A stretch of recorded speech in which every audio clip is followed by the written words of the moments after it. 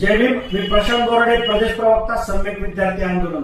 आपणा सर्वांना माहिती आहे की देशात नीट पेपर फुटीचा घोटाळा झाल्याच्या नंतर संबंध देशभरात सर्व विद्यार्थ्यांनी वेगवेगळ्या स्वरूपाची आंदोलनं केली. काल परवापासून दिल्लीमध्ये जे विद्यार्थ्यांचं आंदोलन चालू आहे त्या आंदोलनकर्त्या विद्यार्थ्यांना दहशतवादी व आतंकवादी म्हणण्याचं पाप या राज्याचे माजी मंत्री सदाभाऊ खोत यांनी केलेलं आहे. मी सदाभाऊ खोत यांच्या या वक्तव्याचा वंचित बहुजन आघाडी व सम्यक विद्यार्थी आंदोलनाच्या वतीनं सर्वप्रथम जाहीर निषेध करतो व सदाभाऊ खोत यांना मी या व्हिडिओच्या माध्यमातून आवाहन करू इच्छितो की या ठिकाणी राज्यामध्ये जो तुम्ही 600 कोटींचा कडकनाथचा घोटाळा केलेला आहे, कडकनाथचा घोटाळा करण्या इतपत नीटचा पेपर हा सोपा नाहीये.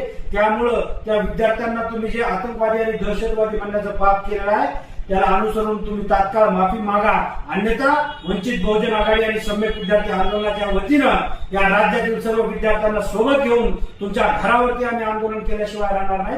धन्यवाद.